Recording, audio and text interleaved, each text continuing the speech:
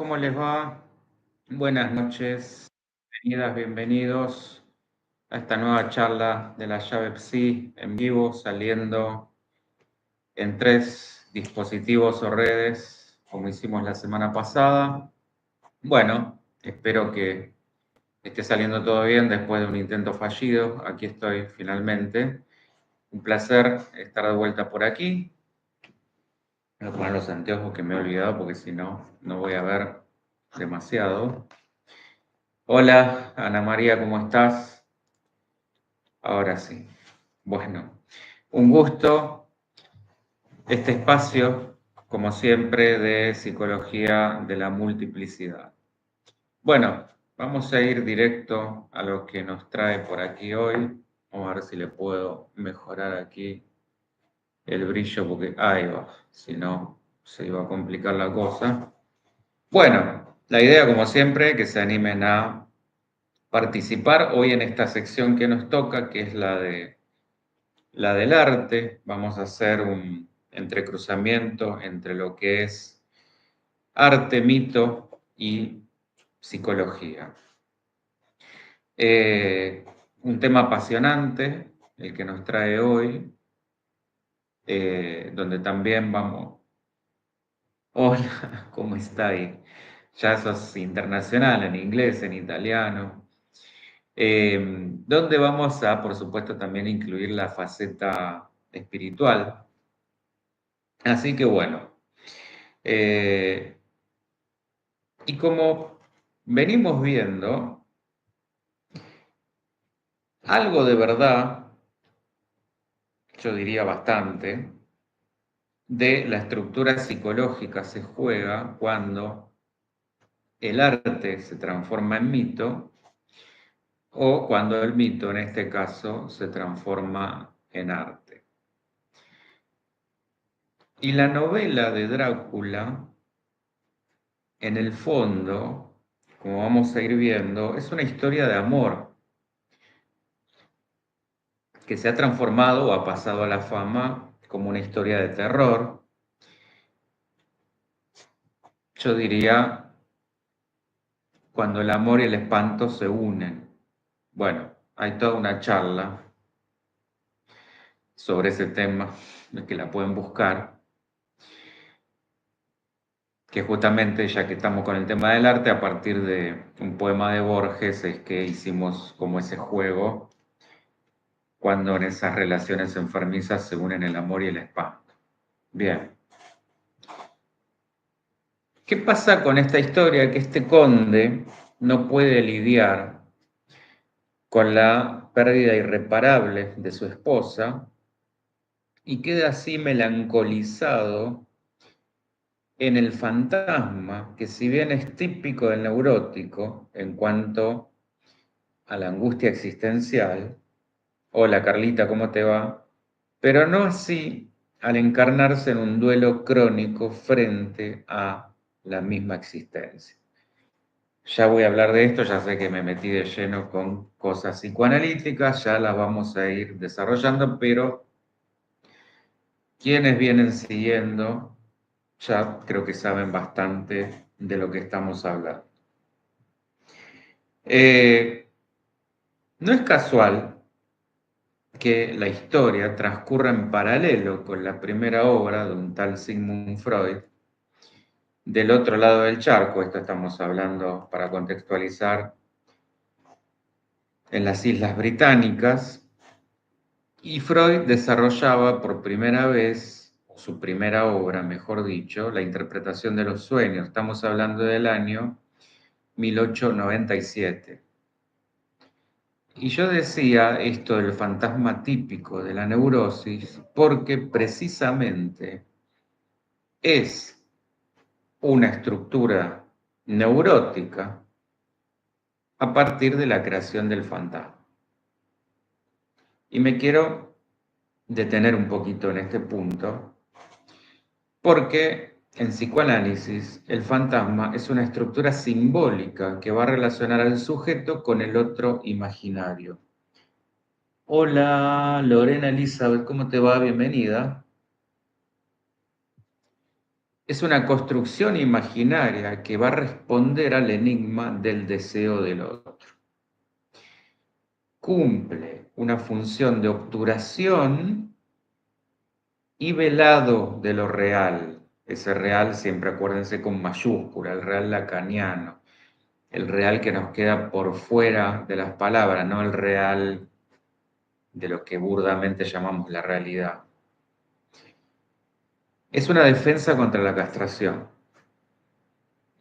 Es clave en la cura porque sostiene el deseo y determina la forma de gozar del sujeto y cómo éste debe cambiar su forma de defensa o de goce y sostén de su deseo.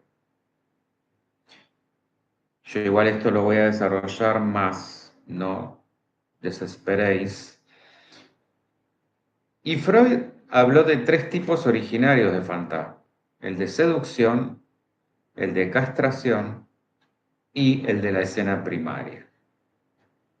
La seducción aparece en casi todas las historias de vampiros, especialmente la versión que más voy a analizar hoy, que es la más conocida, la de Bram Stoker. Y también aparece el de castración, en referencia a Dios Padre. Pero el conde queda congelado en la melancolía, que operaría como una suerte de cuarta estructura, orillando la psicosis, aunque en este caso gira, da un viraje hacia el lado de la psicopatía. Stoker, como autor de Drácula, parece jugar en el reverso de Cristo en cuanto a quien coma y beba la sangre vivirá eternamente, esto que nos enseña el cristianismo, haciendo un juego y sabiendo de la perversión, sabiendo entre comillas, ¿no? Porque todavía esto Freud no lo había desarrollado, mucho menos Lacan, pero como intuyendo de alguna manera de la perversión como reverso de la neurosis o como lado B o como negativo de la neurosis. Pero hasta entonces, como digo, no se habían desarrollado esos conceptos, de manera que podemos pensar que su inconsciente en alguna manera lo sabía. Y llamativamente la Iglesia Católica nunca lo condenó, porque esto lo podemos pensar en cuanto a que lo salvaron de alguna manera, porque Drácula a lo que le tiene miedo es justamente al poder de la cruz y a la luz que representa. Entonces ahí la cruz aparece como significante. Ana María, Freud habló de 3 fantasmas, dijiste. Te estás acelerando mucho, me perdí. De 3 tipos originarios de fantasma. Acordate que el fantasma es un concepto lacaniano que trae posteriormente Lacan, que aparece como defensa ante la castración. ¿Y por qué es importante? Es un concepto fundamental para Lacan porque va a ser clave, lo va a decir, en la cura psicoanalítica, porque sostiene el deseo y determina cómo goza ese sujeto, es decir, cuál es su tipo de goce. Y que esto es justamente lo que a lo largo de una terapia uno tiene que modificar, cómo se posiciona o cómo goza, para decirlo más sencillo. Y Freud sí hablaba de 3 tipos originarios de fantasma: el de seducción, el de castración y el de la escena primaria. Hasta ahí estamos bien. Igual voy a volver sobre este punto. Y decía, el de seducción lo vemos en casi todos los vampiros, por lo menos este, el de Stoker, es seductor. Ya vamos a ver otros, pero es claramente Entrevista con el vampiro, ni hablar, bastante más moderna. Muchas de las series que hemos visto últimamente juegan con eso, con la parte más erótica, y el de castración con, acordate de la historia, que igual ahora ya se las voy a recordar, con la entrega a básicamente Dios. Bueno, justo me viene como anillo al dedo, porque para avalar esto que decía al comienzo, que algo de verdad siempre habremos de encontrar en el arte y en el mito, la inspiración a partir del verdadero Drácula es por Draculea, esto es Vlad Tepes III, hijo de Vlad Tepes II, perteneciente a la orden de los caballeros de Draco, que quiere decir dragón en latín. Pero acá lo interesante, porque en rumano, drac es diablo y ul determina el artículo, por lo que Dracul es el diablo. Hola, libre espíritu, ¿cómo va? Y Draculea, por ende, significa hijo del diablo, por lo que cobra todavía mucho más sentido la analogía de Cristo y anticristo. Es decir, tenemos al hijo de Dios y por este otro lado al hijo del diablo. Bueno, un fallido para el regocijo de Lacan en cuanto al nombre del Padre y el Padre del nombre. De vuelta, en psicoanálisis esto también es un concepto muy relevante que se refiere a la metáfora o sustitución del deseo de la madre. Porque de no ser mediado por el Padre, acuérdense, sería un deseo estragante, devorador. Grisa, bienvenida. Lo había traicionado la Iglesia Católica, por eso se revela. Exactamente, igual yo ahora lo iba a decir, pero ya te me anticipaste. De paso, bienvenida. Y es la función religiosa. Hola Miriam, ¿cómo va? Tengo que estar mirando para todos lados porque tengo acá los tres cosos y me aparecen por todas partes. Y es la función religiosa por excelencia porque permite unir significante y significado. Tenemos la ley, Dios Padre, y el deseo, el pensamiento y el cuerpo. Pero eso no es todo. Tepes, el apodo con el que pasó a la historia, deriva de Tzepa, T-Z-E-P-A, que en rumano significa punta o estaca. Y esto fue célebre porque este señor pasó a la fama por sus empalamientos que usaba como técnica para aterrorizar a sus enemigos. Y Vlad es homofónico, esto que suena bastante parecido a blood, que en inglés quiere decir sangre. Vean cómo siempre todo se termina relacionando. De manera que tenemos excesos de sentido en todos estos significantes. Considerado héroe para algunos que lo veían como un gran patriota y villano. Creo que se queda corto esta villano. Para otros que lo veían como un sanguinario tirano y un psicópata. Bueno, quizás se trate de algo en el medio. Lo que hace de este tipo de historias también lo tan atrapante, porque vuelve al monstruo humano y viceversa. Y si vamos a la historia, yo ya estaba narrando justamente de dónde viene el nombre, siguiendo con la historia real.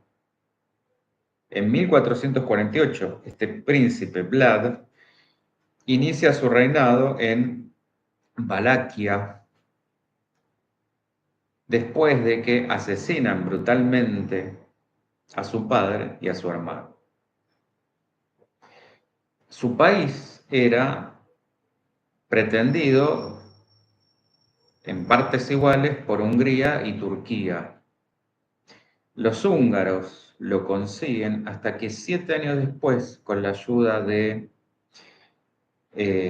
Turquía, o de los turcos, retoma el poder asesinando a quien se lo había quitado. Pero la venganza no se queda ahí. Lo más sangriento viene después, y esto sí es propio del peor de los psicópatas.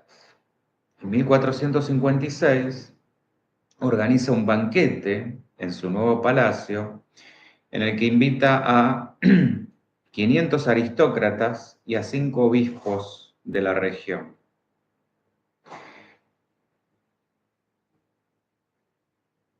Al día siguiente los manda a empalar no solo a ellos, sino a sus esposas y a sus sirvientes.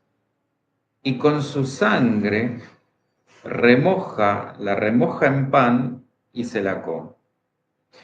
Bueno, acá también hagan el link con lo que hemos visto de Tótem y Tabú. Y acá también puede que haya partido esta idea de incorporar como de alguna manera la fuerza o los poderes del otro. Bueno, y acá nuevamente lo real apoyado una vez más por el mito, porque a principios del siglo XVIII se dan una serie de muertes raras o sospechosas en Serbia, y ahí es donde aparece por primera vez la palabra vampiro, estamos hablando del año 1725, por la historia de un muerto que acechaba o asolaba a sus vecinos en los sueños y que ellos contaban que los asfixiaba, que sentían como los asfixiaba. Esto provoca que exhumaran el cadáver y lo encuentran no solo sin signos de putrefacción, lo cual ya era raro, y con sangre en la boca. Por supuesto, en esa época se lo consideraba obra del diablo. Contextualicemos, estaba lleno de pestes y plagas desconocidas en todo el territorio europeo y donde estos mitos o supersticiones se unían con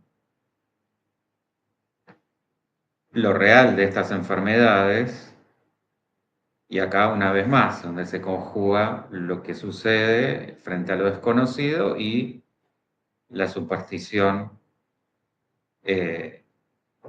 frente justamente también, al enigma de la muerte. Y el origen de la palabra deriva de upir, que es un término esloveno para demonio.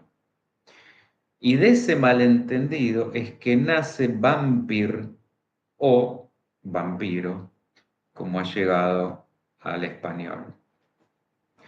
Claro que si esto lo unimos con la necesidad de alguna manera de personificar el arquetipo de la sombra de Jung, en cuanto a esa parte más primitiva o salvaje que pasa a lo más profundo del inconsciente, representando la encarnación del mal, en combinación con varias de estas supersticiones de las que yo hablaba y simbolismos espirituales sobre el significante sangre, por un lado, el temor a la enfermedad y la muerte, por el otro, manifestada justamente a través del cadáver. ¿Está? Y desde la perspectiva psicológica, hace un rato hablé de ese deseo voraz de la madre que podemos ligar en el vampirismo con la pulsión oral de la mordida y la succión. El deseo, acuérdense, que aparece precisamente en esa instancia en el que la succión de la leche materna ya no es necesaria para la nutrición y sucede solo por el mero placer. Ahí es cuando apareció algo más, ese resto que es el deseo. Y esto, desde la mirada del infante, si miramos a la madre, es el borde entre la angustia y el deseo también en ese más allá de la necesidad. O sea, lo podemos ver desde ambos lados, tanto desde el infante, que encuentra un goce en ese chupeteo, y en la madre, que puede también encontrar un goce en ese chupeteo. Bueno, esta es una escena, ya que estábamos hablando de eso, que se nos puede repetir muchas veces, esa mezcla entre el dolor, que termina siendo placer, o el placer que termina siendo dolor, sobre todo si lo vemos desde el lado de quien es vampirizado, pasando justamente de ese punto de angustia hacia el deseo. ¿Se va entendiendo? Igual ya saben, para eso están los chats, dudas, preguntas. Encarnando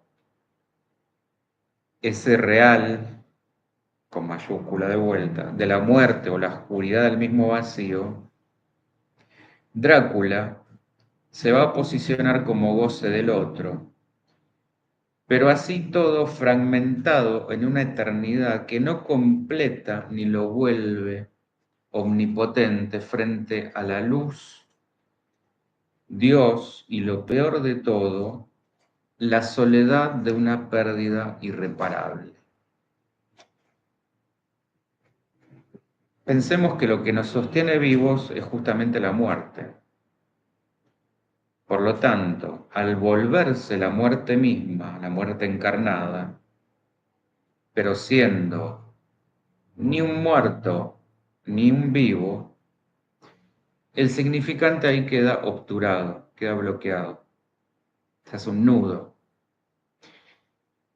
Y esto de el goce del otro es un concepto de Lacan que está entre lo real y lo imaginario. Un malestar intolerable, pero que debe satisfacerse y justamente pone en evidencia el conflicto del sujeto en cuanto a su posición frente a cómo satisfacer ese goce, esa satisfacción, perdón.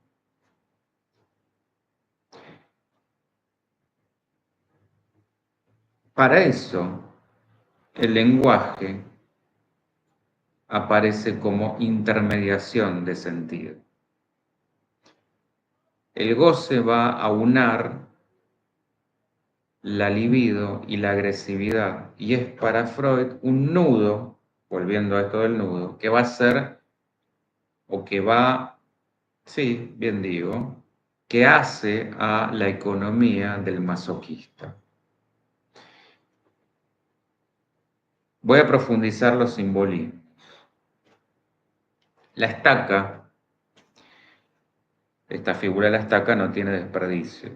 En realidad ninguno tiene desperdicio, pero bueno, vamos a ir de a poco. Por un lado, funciona como ese palo en la boca del cocodrilo, que es una metáfora también de Lacan, para ese deseo devorador de la madre, que puede tener hasta por sus crías. Y esto es la función paterna, la ley. Por ende, la ley, el límite, es el palo que debe venir a poner un corte en esa sed insaciable del vampiro para liberar esos significantes que están obturados y separando los registros real, simbólico e imaginario. ¿Se va entendiendo? Y en la novela, principalmente, vuelvo a la de Stoker, esto que decía Grisa, nos cuenta que el conde es un hombre que sirve a Dios. Esa satisfacción, Carla, esa satisfacción es para el vampiro y su víctima, y depende dónde nos posicionemos. El vampiro puede encontrar justamente, ahora lo vamos a ir viendo, en realidad, a ver, depende de qué vampiro hablemos, que ahora lo voy a ir diferenciando. Si nos quedamos con el de Stoker, sí, digamos que encuentra, porque es un vampiro ahí medio ambiguo, puede encontrar su goce desde ese lado, porque es una versión más psicopatizada, vamos a decir, una mezcla, esto que yo decía, melancolizada y dando un viraje hacia la psicopatía. Entonces, en esta parte encuentra ahí ese goce y su víctima también puede encontrarlo. Esto que decía de si nos paramos en la madre dando el pecho o el infante sorbiendo de ese pecho. Según donde nos paremos, puede ser de ambos. Esa satisfacción que es una satisfacción dolorosa, una satisfacción insatisfecha. Ahí es donde se genera justamente ese deseo insaciable. Pero ahora lo voy a ir puntualizando los distintos vampirismos. Entonces, esto que decía Grisa, al no encontrar consuelo ni justicia por la muerte de su amada, hace un pacto con el diablo para poder vengarse. Pero no nos olvidemos que ella se suicida al esparcir sus enemigos, me refiero a los enemigos del reino, los rumores de que su esposo había caído, había muerto en batalla. Entonces ella, totalmente despechada, decide suicidarse. Y lo que se invierte en la escena final, cuando después de haber sido conducido por el deseo, opera ahí algo del recuerdo de haber amado. Y esta vez le pide a ella que sea quien lo pierda, para que puedan estar en paz. Esta escena lo que viene a mostrar es que el amor va a ser finalmente la vía de la cura. Por eso decía que en el fondo es una historia de amor. Aunque paradójicamente, frente a la parte o a la versión del vampiro más deshumanizado y más monstruoso, ella le había dicho que era incapaz de amar, como si nunca hubiera conocido ese sentimiento, pero hay algo ahí de familiaridad y de inevitabilidad del destino en el encuentro, que podemos tomarlo como el destino del inconsciente que nos lleva siempre en esa misma dirección del deseo y que puede hasta, como se ve en esta historia, trascender los límites de tiempo y espacio, incluso justamente de vida en vida y hasta de plano en plano. También lo podemos tomar así. Y Drácula aceptando finalmente su castración, su falta, su mortalidad. No tanto porque cambiara su posición de goce, sino porque se vio acorralado entre un destino de muerte real, sin redención, una condena eterna, o una muerte redimida a expensas de su amor. Es decir, en una opción no perdería a su amada, pero la condenaría a las sombras, y en la otra se entregaría a la luz, pero renunciando a su amada. Al fin de cuentas, vean que lo interesante es que ambas opciones implican siempre una renuncia. En otras palabras, cualquier decisión implica una renuncia. No se puede tomar una decisión sin dejar algo a cambio. Esto es justamente lo que nos enseña esta historia.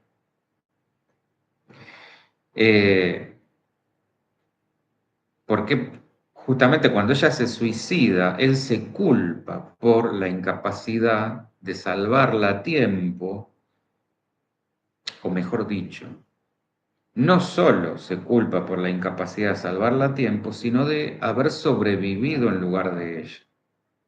Que esto es lo que yo decía que se invierte en la escena final. Cuando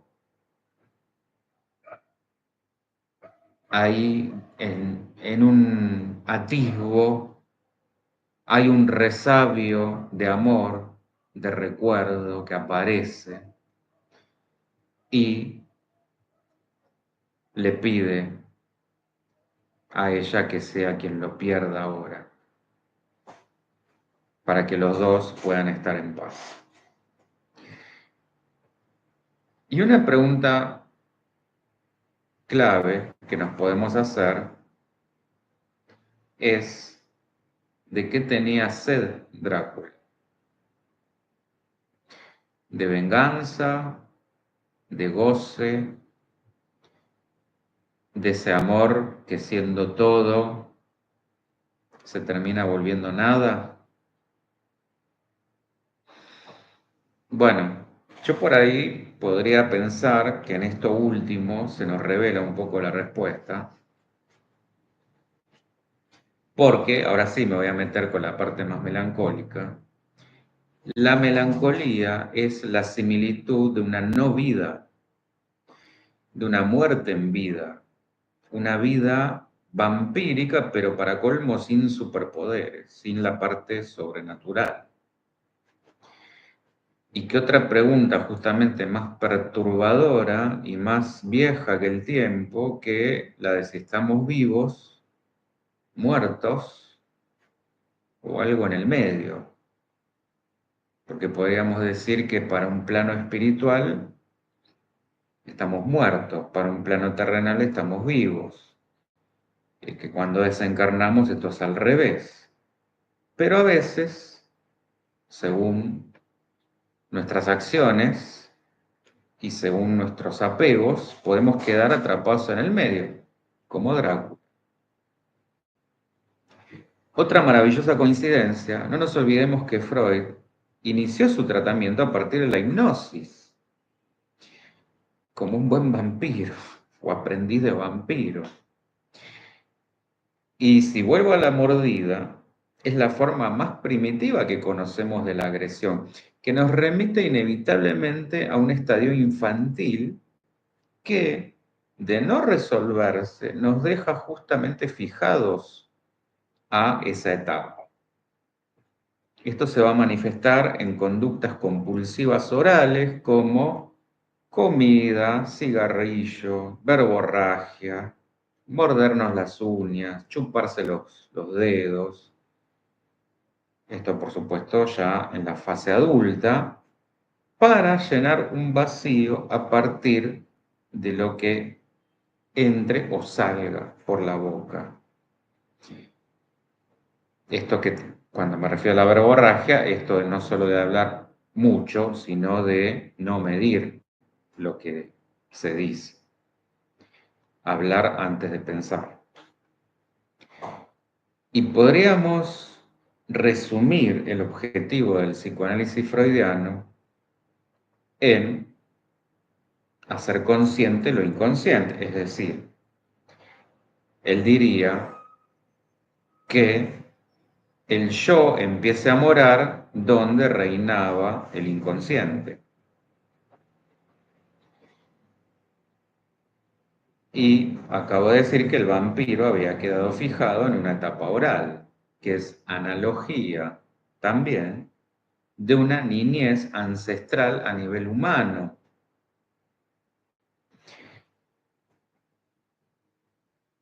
Pero yo diría, además de oral, a una etapa sádica.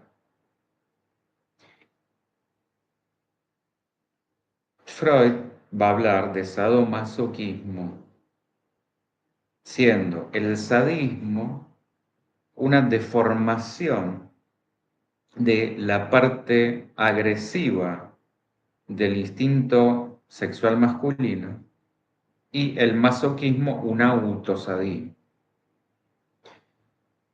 Y el vampiro nos va a revelar un masoquismo primario, inherente, previo a la instancia edípica, al complejo de Edipo, y donde el deseo va a tener una doble cara. Si el otro también desea, esto que preguntaba Carla, debe ponerse en juego algo más que lo erótico. ¿Por qué? Porque si el otro me desea,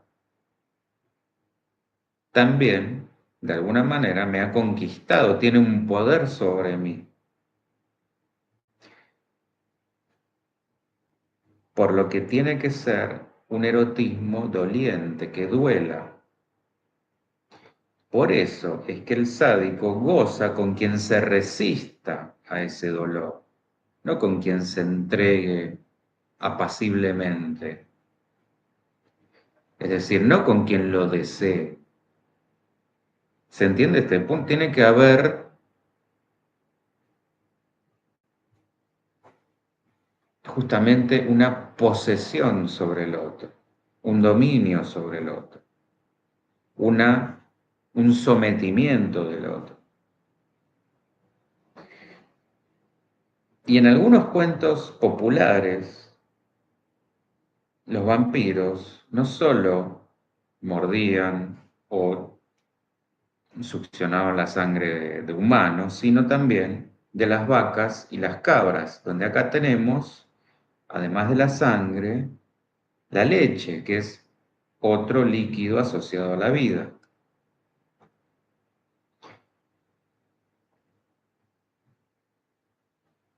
El vampiro nos atrae por este misterio de saber sobre la muerte, de que nos cuenten.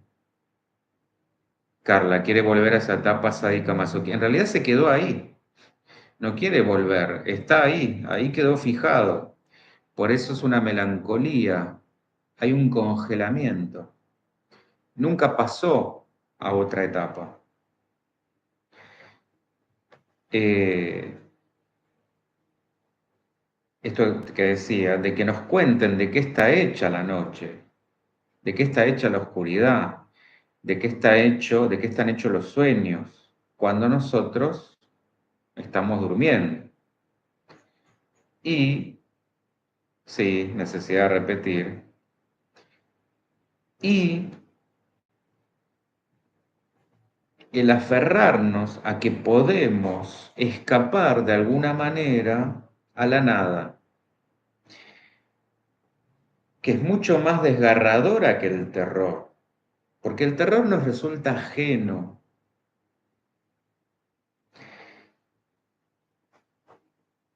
A lo que en realidad tememos es a nuestro propio inconsciente, de donde vienen estos impulsos arcaicos, y cuando Freud hace esta distinción entre el terror y lo siniestro, que esto es muy importante, porque lo siniestro es lo familiar que se ha vuelto extraño.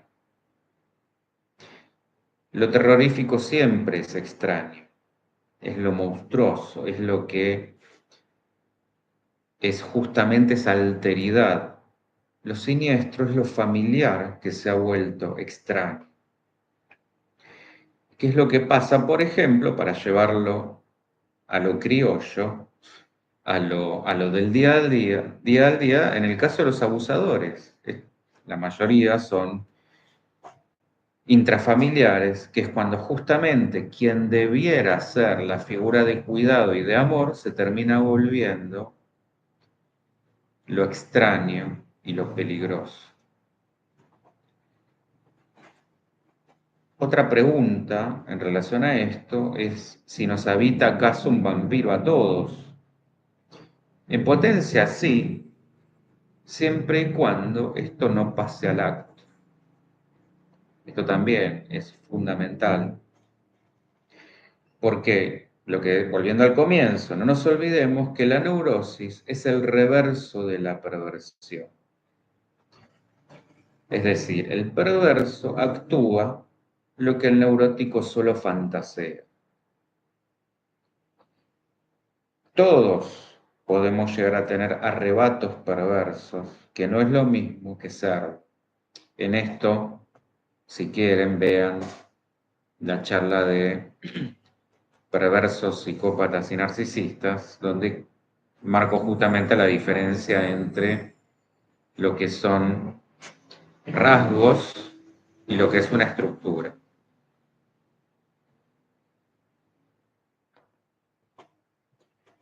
¿Está? Desde Jung, además de la sombra, podemos asociar al vampiro con el arquetipo del sanador herido, inspirado en que los chamanes, antes de ser iniciados, tienen que haber sufrido. Esto también es de mucha relevancia. Es decir, tienen que primero sufrir para después poder curar. Y tiene sentido, tiene bastante sentido, porque no se puede con lo que no se ha conocido. Esto sería como yo dar terapia sin haber hecho una propia terapia. Sería algo solo de la boca para afuera, sin haberlo atravesado. Y como dice el tango, primero hay que saber sufrir, después amar, después partir y al fin andar sin pensamientos. Es tal cual. Ya en algún momento iremos sobre naranjo y flor.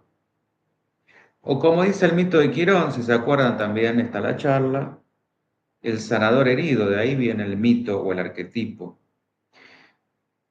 Y yo les contaba hace un ratito que en esa escena donde ella le dice que Drácula no podía amar, en la versión de Stoker evidentemente pudo porque ya había sufrido suficiente, estaba cansado de esa posición melancólica. Justo lo que te iba a decir, Ana, que es lo de Naranjo y Flor. Al menos en esa versión. Y ya que mencioné el arquetipo de la sombra, también tienen la charla en el historial de videos de YouTube. Ahora, otra preguntita. ¿Es el vampiro un narcisista? Claramente sí. Por lo menos este viraje que ha hecho, pasando de la melancolía a la psicopatía. Porque manipula para empoderarse sin miramientos, encarna justamente la psicopatía del peor psycho killer. Y en relación a lo que yo decía de lo siniestro, nos retrotrae a los miedos infantiles, como el más común, el miedo a la oscuridad, donde es que habita justamente lo siniestro, que es familiar o que nos es familiar porque convivimos permanentemente con esos monstruos adentro nuestro, ya sea en forma de ideas, a las que le hemos sabido poner ese palo o esa estaca de la función paterna, porque una cosa es conocer y convivir, como ya lo dije, y otra es serlo. Y popularmente lo que se engloba como cuentos de hadas o fantasía o cuentos fantásticos, para ser tomado en serio, tiene que ser creíble, nos tiene que ser familiar, como un mundo paralelo, exagerado, distorsionado, ensombrecido, pero familiar. Por eso es tan popular. Y si volvemos con esto de las fases edípicas, o mejor dicho, porque hablamos de las preedípicas, ahora vamos a hablar de las edípicas, podemos tomar al vampiro como quien toma a su objeto de amor, ya sea hombre, mujer o ambos, porque el vampiro tiene como esta, a lo largo de las distintas versiones, es bastante ambiguo, quita de en medio a todo rival,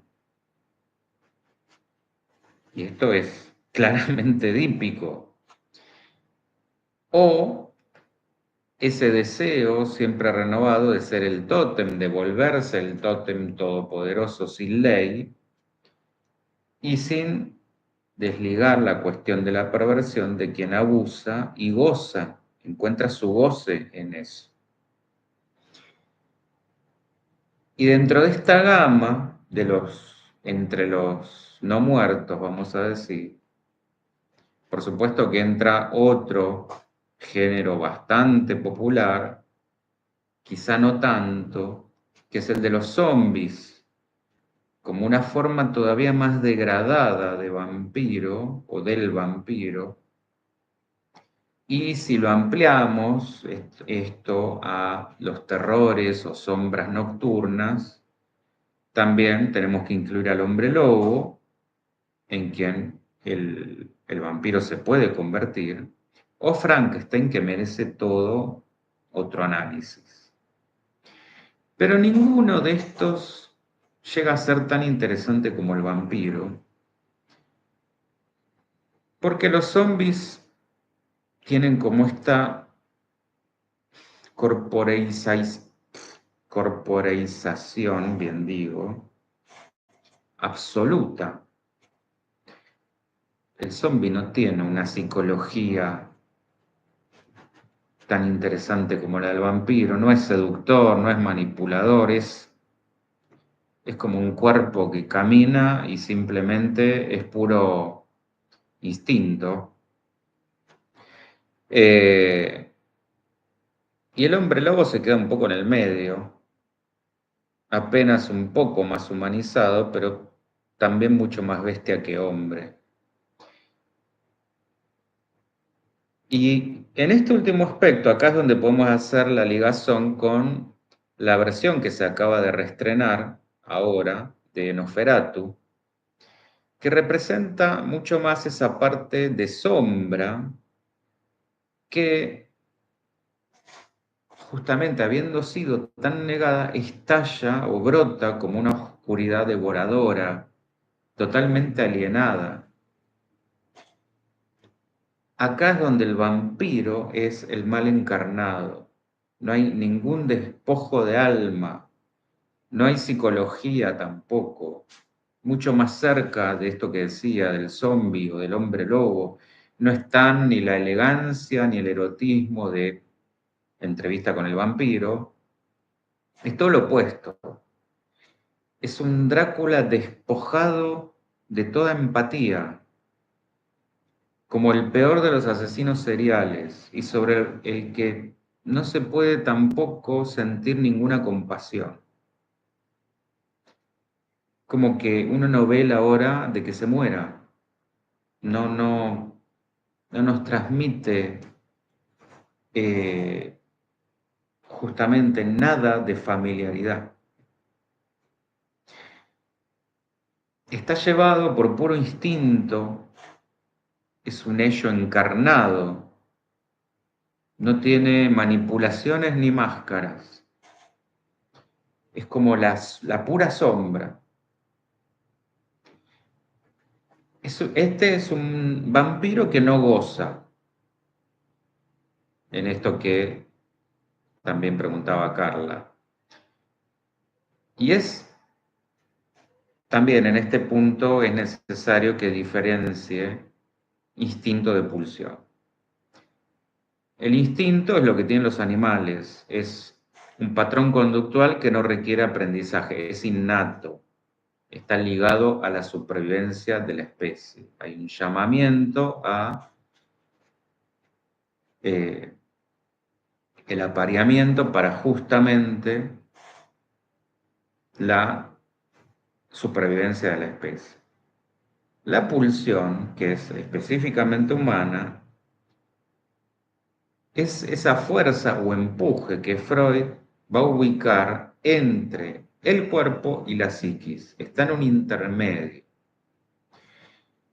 y se liga a un significante, pero dejando siempre un resto por fuera, que es el deseo. Vuelvo al ejemplo del bebé succionando el pecho materno. Hay una parte que es la instintiva, la necesidad de alimentarse, y hay una parte que pasa a ser terreno ya del deseo, pulsión.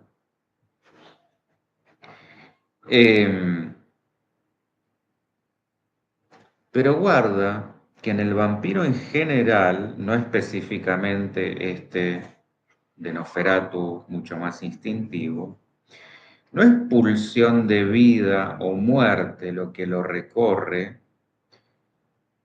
sino más bien una pulsión que podríamos llamar de no muerte,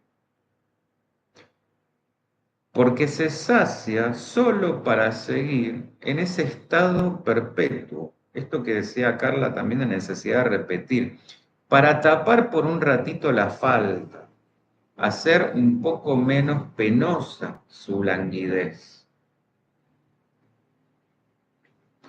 Y entre los Dráculas bestiales y encantadores, se ubica este tipo de los melancólicos, que podríamos emparentar con un aspecto del de Stoker, cuando tiene estos recuerdos amorosos, melancólicos, tristes, cuando recuerda justamente haber sentido algo, por algo fue el más exitoso, porque justamente es el más emparentado con la psiquis humana frente al duelo. Ahí es donde nos engancha desde la familiaridad. Es decir, dentro de todo ese mundo fantástico nos resulta posible, nos vemos reflejados, nos habla de alguien que sufre y es ahí donde podemos sí empatizar. Ana María, emitiste varias puntas para próximas clases. Bueno, decime cuáles, así voy tomando nota. Eh,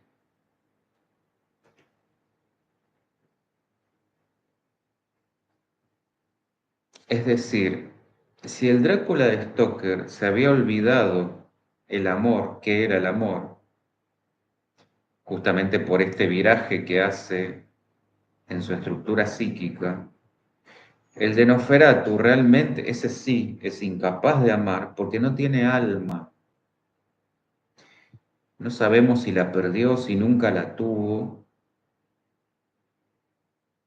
porque lo que conocemos es esta monstruosidad representada, que realmente así se nos presenta, sobre todo la versión más vieja, que daba mucho más miedo que la nueva, que ese sí era directamente un monstruo encarnado.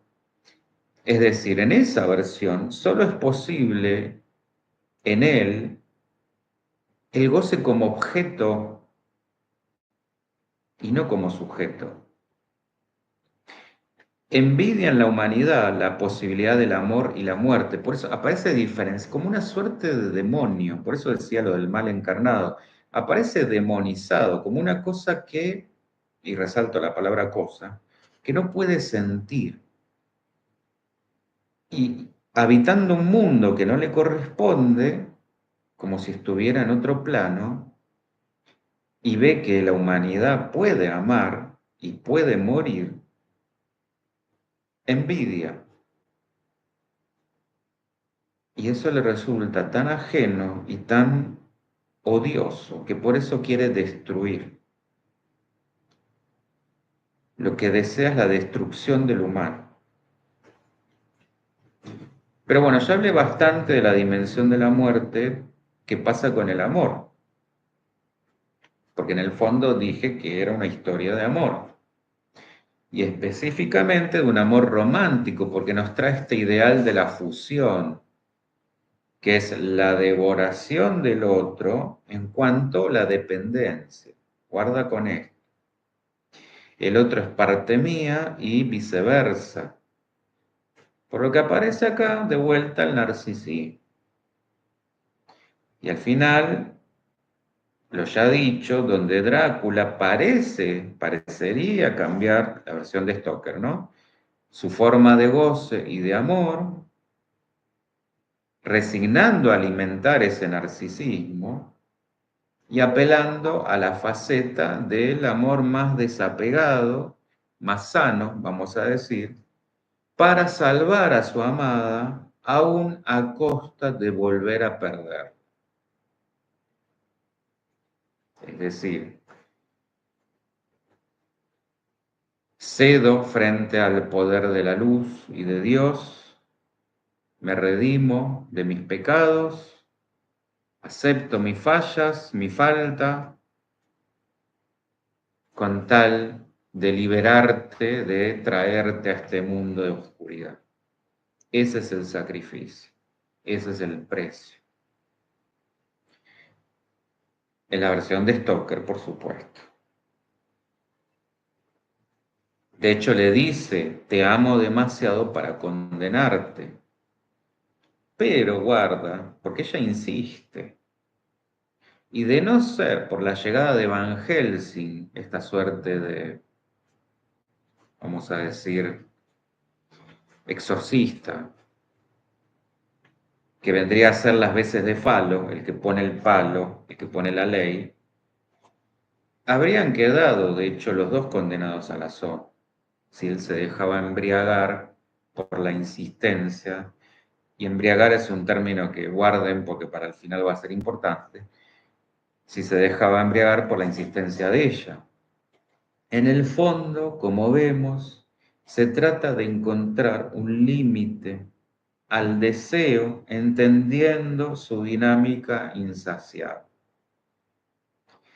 Cuando tanto, esto te amo tanto, termina siendo mortífero. Te amo tanto que te hago daño. Te amo tanto que te mato. Te amo tanto que te devoro. Esto es lo que hace interesante a la historia y que nos pueda llegar. Porque aunque muchos nos hayan puesto a pensar todo esto, evidentemente son sabores, fallidos. Bueno, devoración, comida, son saberes, no sabores, inconscientes. Por eso nos llega. Y también un freno al amor, en el sentido de lo que muchas veces escuchamos vinculando el amor con el todo, esto de sos mi todo, el amor lo puede todo, o todo por amor, y ya que hablamos del amor, no es menor decir que el amor cristiano, también vuelvo a lo que decía Grisa, y mucho más en la antigüedad, era por sobre todo el amor a Dios, usando al otro, el vínculo con el otro, solo como una expresión terrenal de esa unión. Es decir, como no me puedo casar con Dios, bueno, me caso con un otro representando esa unión divina. Por eso también estaba el casamiento justamente sacramentado.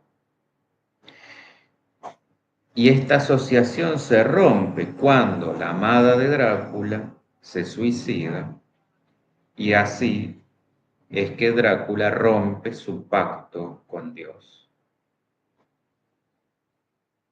Y esto que decía de todo también equivale a Dios. De manera que tenemos los significantes amor igual a todo igual a Dios.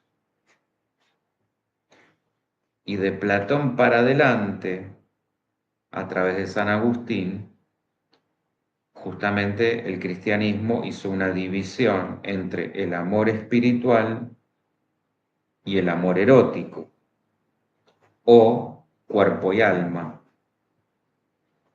donde todo lo del cuerpo solo podía llevar al pecado.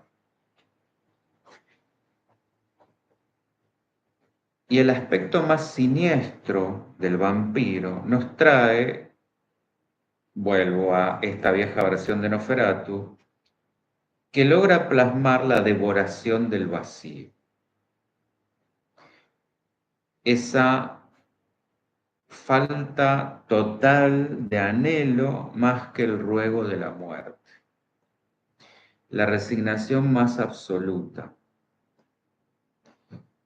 Hay cosas más terribles que la muerte, es una frase que dice este despojo, porque no sé de qué otra manera llamarlo, de lo que alguna vez supo ser un hombre, compelido a beber sangre solo para calmar, cual obsesivo compulsivo por un ratito, un pensamiento catastrófico, pero que en su caso, encima, no es irracional como sucede en el trastorno obsesivo compulsivo, sino todo lo contrario.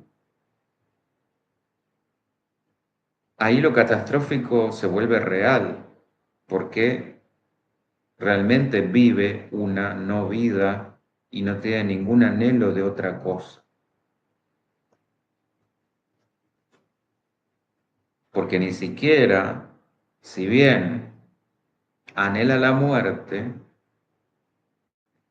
sabe la consecuencia de una muerte a la que no se anima tampoco a redimirse. Acá está la cuestión, que por eso lo del melancólico, que queda en ese punto intermedio donde no se la juega ni para un lado ni para el otro. Hola, ¿cómo va? Noi. ¿A qué voy con esto? La catástrofe es no poder amar y tampoco poder morir. Y esto hay que tomarlo en un sentido de condenación eterna, porque aunque alguien lo matara, no lo redimiría como en la versión de Stoker, sino que justamente trasladaría su sufrimiento a otro plano.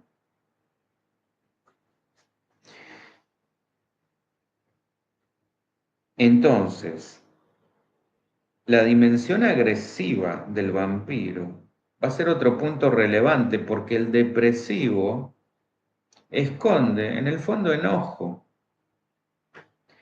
enmascarado a través de la tristeza. Esto es también muy esencial porque acá es donde hacemos la bajada a lo cotidiano. El depresivo está enojado por aquello que perdió y es incapaz de recuperar. Manifiesta ese enojo hacia sí mismo, Freud diría ensombreciendo su yo, lo que es esperable si es que hablamos de un duelo. Acuérdense la charla de los duelos y la diferencia entre el duelo normal o, vamos a decir, sano y el patológico o el crónico.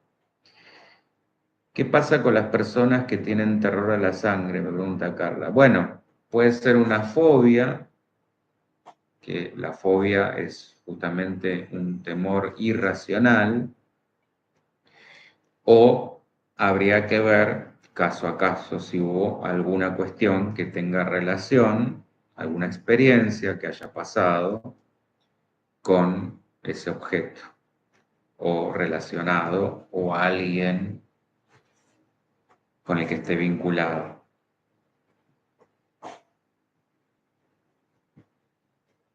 Pero eso son, cada caso es particular, no lo podemos generalizar. Generalizado podría ser una fobia. La fobia, justamente por eso es irracional. Que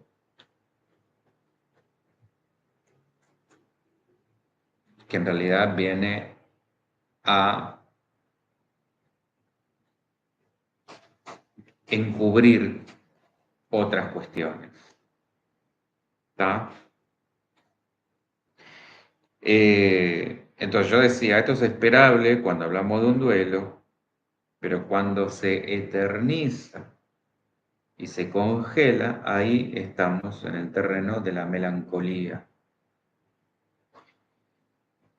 Yo les decía, como una suerte, esto de cuarta estructura psíquica, que puede girar o virar en cualquier momento hacia la psicosis o la psicopatía, o quedarse ahí, en un infierno congelado, como el noveno círculo del Dante, y que puede conducir al mayor acto de violencia sobre uno, que es el suicidio, o hacia el otro, como nos muestra Nosferatu especialmente, y todo vampiro en general.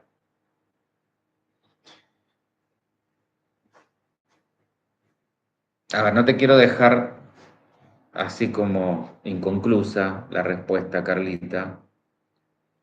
Se me ocurre, obviamente, tomarlo así en términos generales,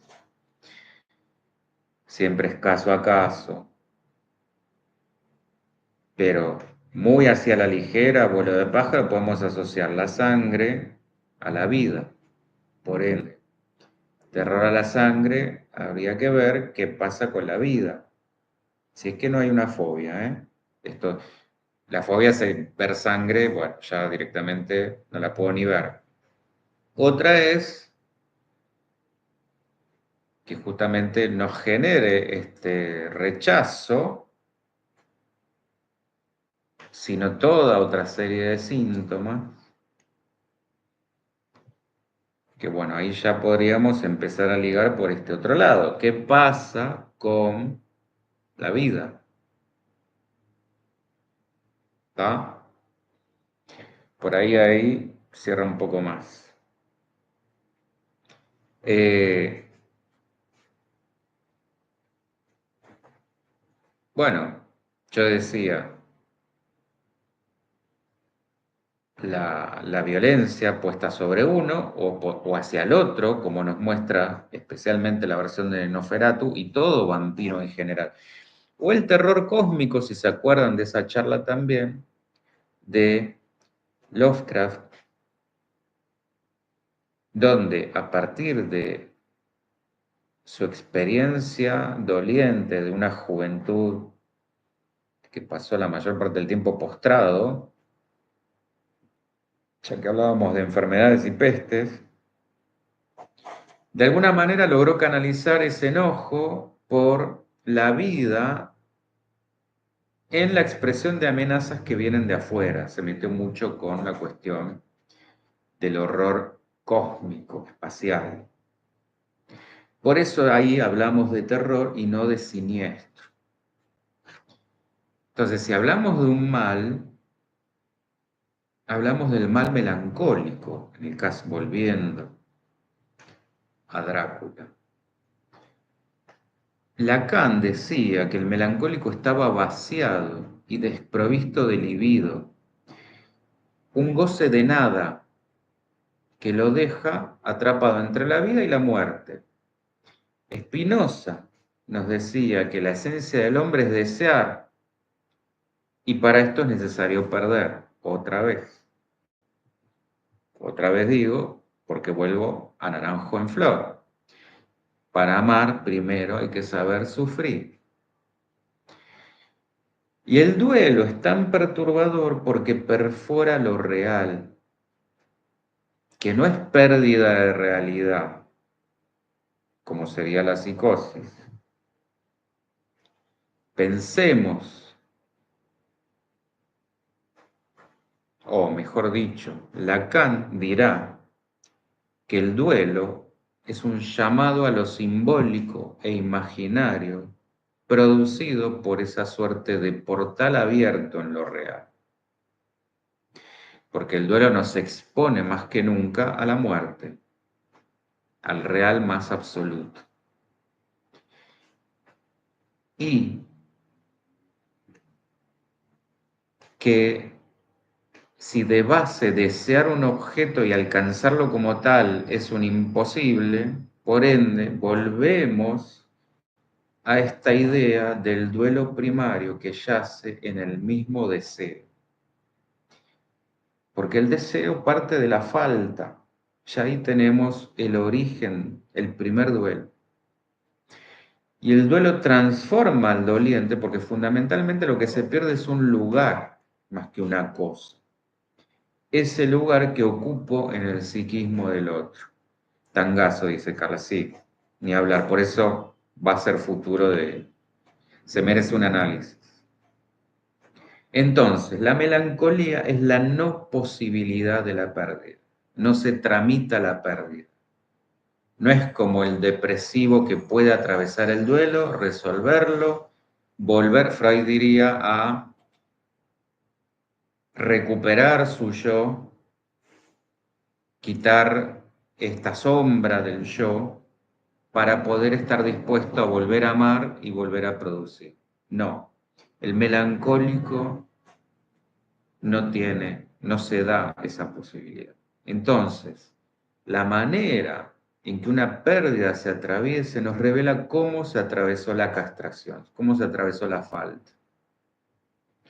Asumirnos especialmente castrados, ya hemos visto que todos los mitos espirituales y no espirituales también nos hablan de un supuesto paraíso del que la humanidad se desvió o que fue deliberadamente desviada, si esto lo hacen el link con la charla del demiurgo. La cuestión es que para recuperar el deseo, el doliente debe entregar algo de sí y aceptar a su vez, diría Freud, que el objeto perdido nunca será reemplazado. Porque todo lo que tome ese lugar, aún hablemos de una pareja por supuesto, o una relación amorosa, incluso, incluso se la ame más que la anterior, siempre será otra y no la misma. Nunca será igual a la otra. Nosferatu, no, estás mezclando las dos, Ana. Nosferatu es hay una versión muy vieja que es alemana, una película alemana que, te digo, es la versión de Drácula que a mí más miedo me dio. Lo que pasa es que como justamente estaba como la pelea, vamos a decir, con la versión, porque ya había salido el libro de Bram Stoker, pero todavía no se había hecho película, entonces estaba el Drácula oficial, que es el de Bram Stoker, que salió en 1897, como dije al principio, que Francis Ford Coppola hace la reversión, o mejor dicho, la lleva a la película, creo que en 1992 con Gary Oldman, y está Nosferatu, que no lo podía llamar Drácula porque los derechos, vamos a decir, pertenecían a Bram Stoker, pero es obvio que es Drácula, que ahí aparece como Morlock, si mal no recuerdo, que también es un conde, pero es el conde Morlock, que ahora salió la reversión, eso sí, de otro director que ahora no me acuerdo el nombre, pero que también se llama Nosferatu, haciendo justamente, que hizo como una mezcla, porque tomó el argumento de Stoker y el Nosferatu de aquella versión alemana. Ahí es donde por ahí se mezclan un poco las cosas. Pero espero que me hayas entendido, Ana María, porque me parece que es una ensalada enorme. Carla, los deseos siguen hasta la muerte real, sí, ni hablar. O sea, conclusión, Ana, son dos películas distintas, pero se refieren al mismo Drácula.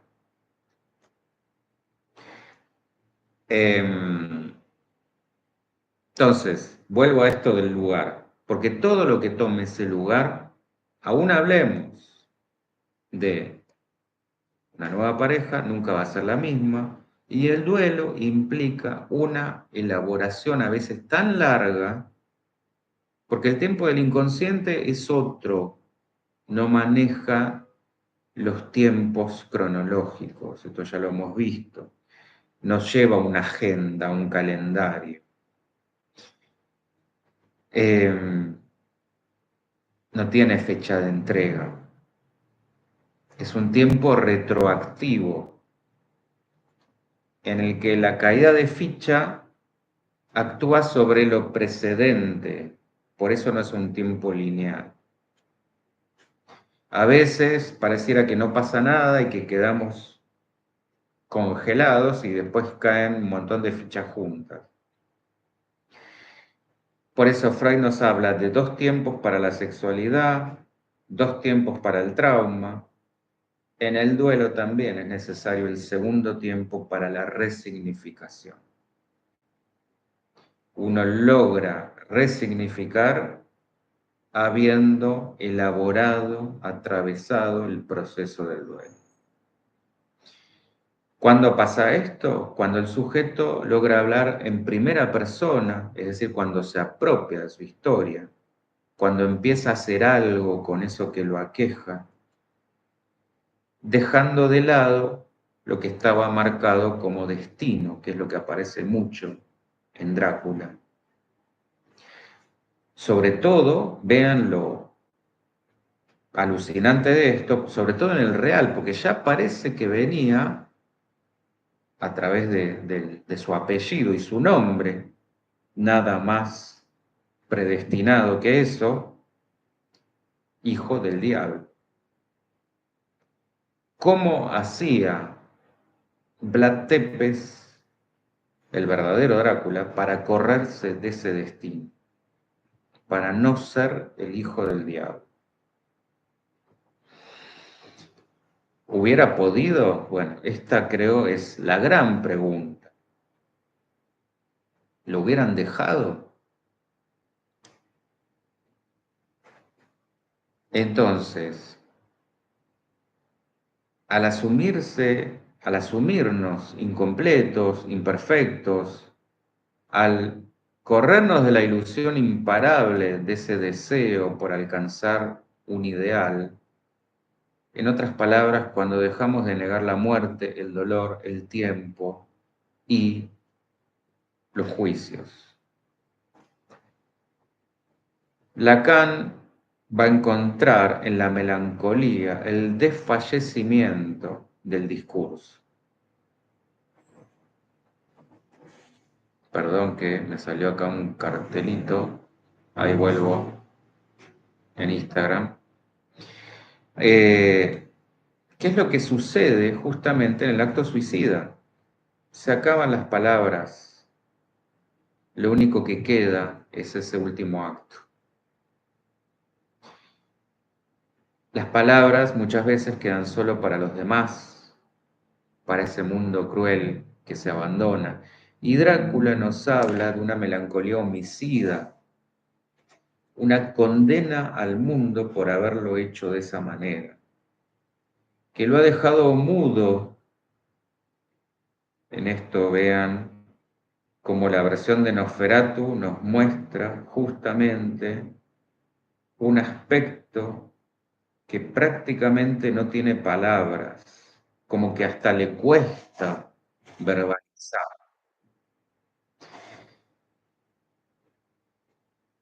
Y finalmente voy a hacer un paneo por el goce entre los diferentes Dráculas, al menos entre los más conocidos. El de Stoker, reversionado por Coppola, y el de Nosferatu, reversionado por Eggers. Ese es el director que hizo la versión actual, que está todavía, creo que está todavía en el cine. Y para esto hay que prestar atención a lo que nos dicen las miradas. porque acá oscilamos entre el goce de poder, la posesión del otro, pero siempre insatisfecho, el de amor, donde hay un reconocimiento del otro, como pasa en la versión de Stoker, y donde en general predomina el estereotipo del goce otro, con mayúscula, porque es propiamente femenino, y que vemos especialmente en Entrevista con el vampiro, o en las versiones de Bela Lugosi o de Christopher Lee, y en series como Crepúsculo. ¿Qué es esto del goce otro? La particular forma de goce de la mujer.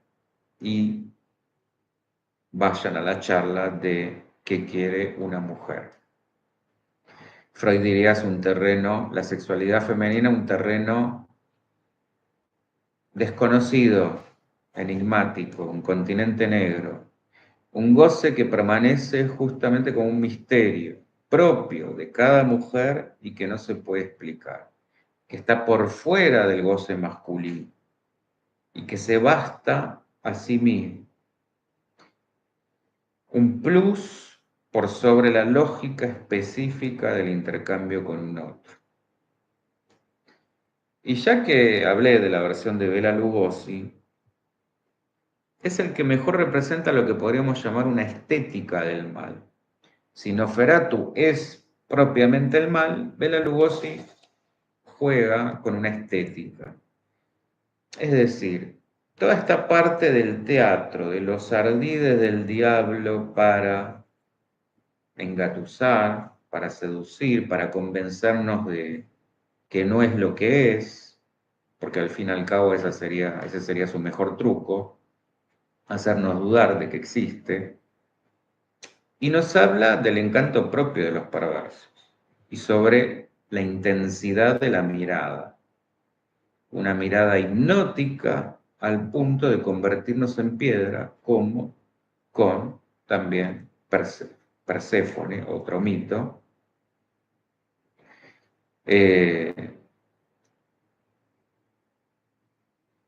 Y Lacan va a decir que el deseo del perverso se va a apoyar en el ideal de un objeto inanimado, que es lo que el vampiro le quita a sus víctimas, el ánima, lo que los anima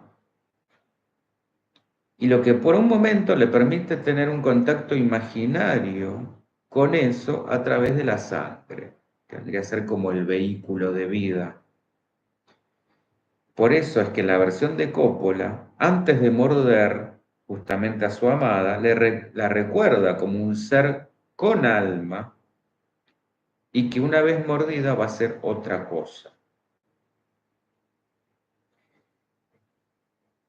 Y el otro goce que me faltaría describir es el de ser o el del ser, que está escrito en el cuerpo, que está más allá de la palabra. Por ende, es indecible, es mítico y es próximo a la cosa,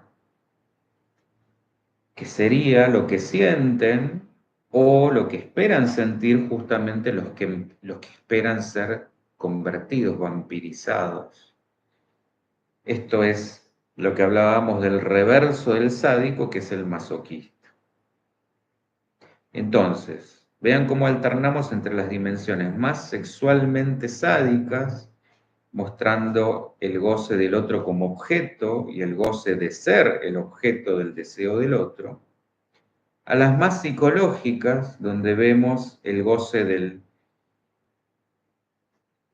vamos a decir, eh, el goce del deseo insatisfecho del otro, no terminando de convertirlo del todo para mantenerlo como un eterno esclavo, y en el medio, el no goce o la muerte del goce, en la versión de Nosferatu.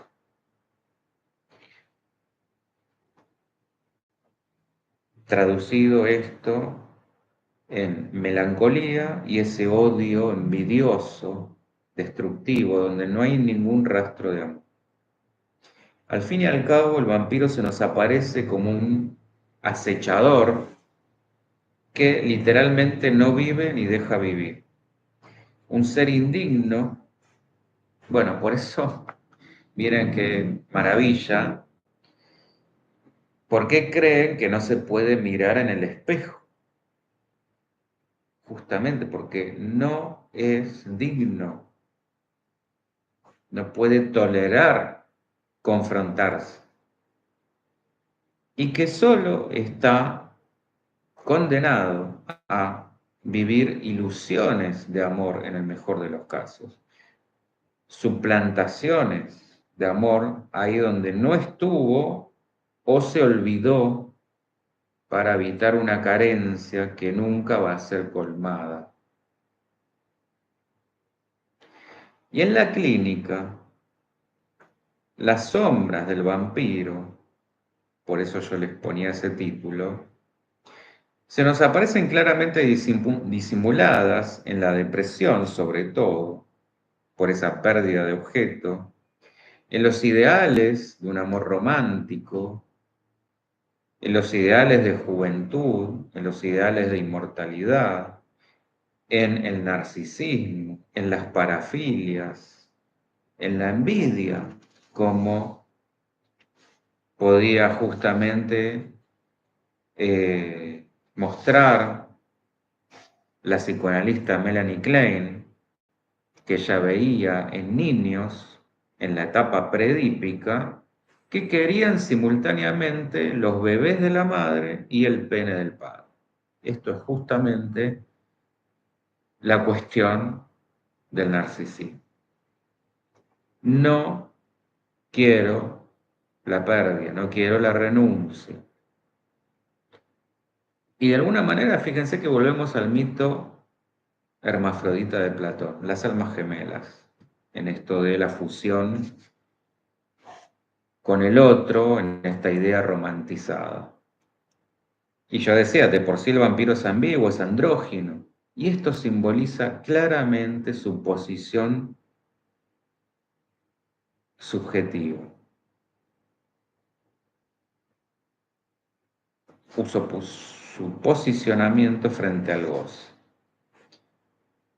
Ni sujeto ni objeto, a medio camino entre la vida y la muerte, que puede resultar muy tentador para todo depresivo crónico, que no decide jugarse, que odia la vida, pero al mismo tiempo teme a la muerte.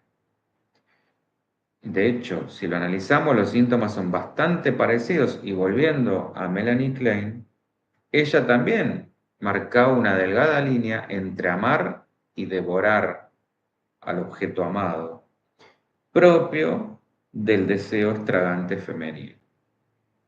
Hoy en la clínica lo que se escucha hablar es de vampirismo emocional, que es como un resabio de todo esto, que es donde vemos en la vida diaria cómo se aplicaría el mito. En cuanto a quienes se alimentan de la energía psíquica del otro a partir de sus manipulaciones. Por eso es que estas personas terminan totalmente agotadas, como si les hubieran succionado la energía. Y ya que abordamos las dimensiones psicológica, emocional, corporal, no me quiero olvidar de la espiritual, porque está también el vampirismo energético, que son los que se alimentan no solo de la parte, vamos a decir, psíquica o emocional, sino propiamente de la energía. Lo que en otros términos se conocen como parásitos astrales. Vean la charla de egregores. Y que habitualmente vemos representado en el arte como los posesos todas las películas de exorcismos u obsesos en términos de espiritismo. Esto también es lo que refleja Drácula, pero siempre acuérdense, un dato que por ahí pasa desapercibido y que no lo muestra tanto la versión de Stoker, que al vampiro hay que invitarlo a entrar, si no, no puede pasar. Y estos son los vericuetos por donde se puede meter la sombra para que le prestemos atención. Ya que estamos, perdón por insistir, pero es para que vean que todo está conectado. Vean la charla de la sombra. Yo les hablaba ahí de las 6 dimensiones. ¿Cómo se nos aparece la sombra? A través de excesos en general, es decir, actos impulsivos o temerarios, de los que, a los que no les prestemos demasiada atención y deberíamos, humillaciones que pueden terminar en venganza, manipulación y malicia, el enojo y la atracción a lo morboso.